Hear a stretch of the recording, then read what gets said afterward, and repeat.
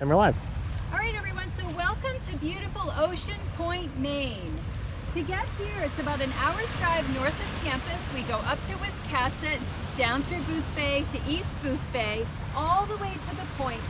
And from here out, you see a few islands offshore, but this is a pretty wave-exposed location on the rocky coast of Maine. And so what we're going to be looking at today is the Rocky Intertidal, and we're focusing on the emergent rock or the emergent substrata. Those are the words you're going to hear in the literature. And we are avoiding tide pools and the cracks in the rocks today. But we're going to be measuring the creatures that are living on the emergent substrata in the Rocky Intertidal. So something that's really important to think about is that all of the organisms that live in the Rocky Intertidal of Maine are marine derived. And what that means is that they would prefer to live in the ocean. They all come from the ocean, and they have been pushed up into the Rocky Intertidal by forces that we're going to talk about in a minute. So these again are marine organisms, and they live in this intertidal. And just to review, intertidal means between the tides. And when we're talking about intertidal, we're talking about the high tide mark and the low tide mark. So we're looking at the organisms that live between the high and the low tides. So that's who we're looking at, are the intertidal creatures. And where are we in the tidal cycle right now? We are at low tide right now, and if we look at the mean low water, and that's where the water level is right now, that is the lowest that we are going to see today, and that is the chondrous zone down there. So let's get to that in a second. Yep. But that's a really good segue, because what we're going to talk about in the Rocky Intertidal is the idea of zonation. And so again, zonation on the emergent substrata, it's caused by a combination of competition and predation, which set the lower zones, the lower limits of the zone where the organisms can live. And the upper limit of an animal zone is set by its biological or physiological limits. So all of these organisms, like I said, would prefer, and some of them do live subtidally, but they have also adapted to live higher in the intertidal, where it's a lot more stressful. Because out here on the rocks, they're exposed to heat, cold, sun, wind, desiccation, all kinds of stresses. And so those organisms that can deal with all of that have adapted to live high in the intertidal. So what we want to think about in the Rocky Intertidal is the idea of wave exposure and tidal height. Those are two things that I want to make sure you understand the difference between. In Maine, we have a tidal range of roughly 10 or 11 feet.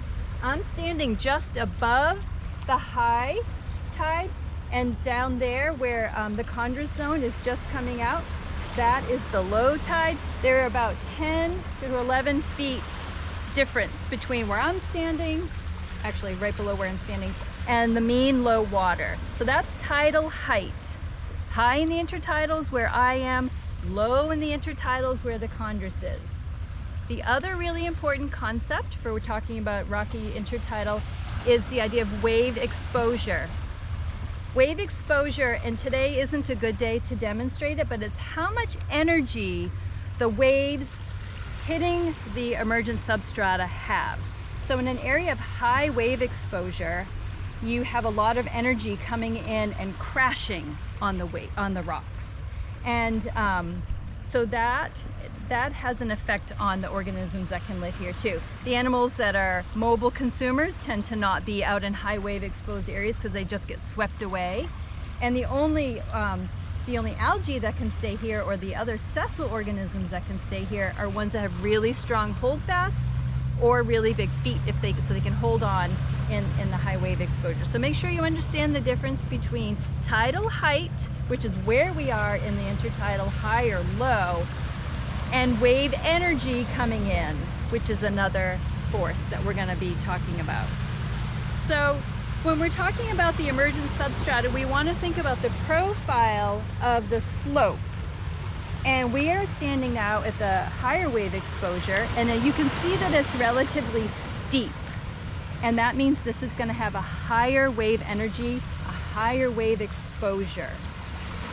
When we pan over to the intermediate location, you can see that the slope is less steep. And so there's going to be less wave energy hitting the rocks over there. And then around the corner in the cove, where we're going to take you in a few minutes, you're going to see a low wave energy area. And that has a shallow slope, and the waves coming in are very gentle compared to out here on the point.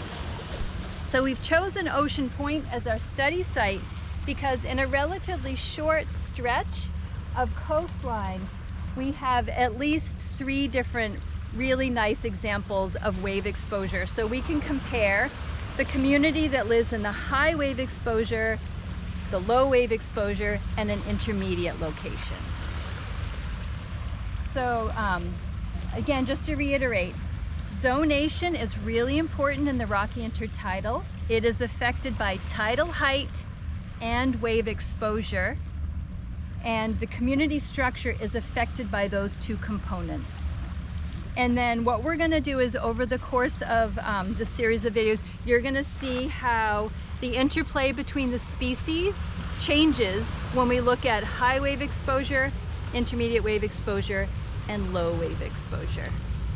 So I hope that made sense.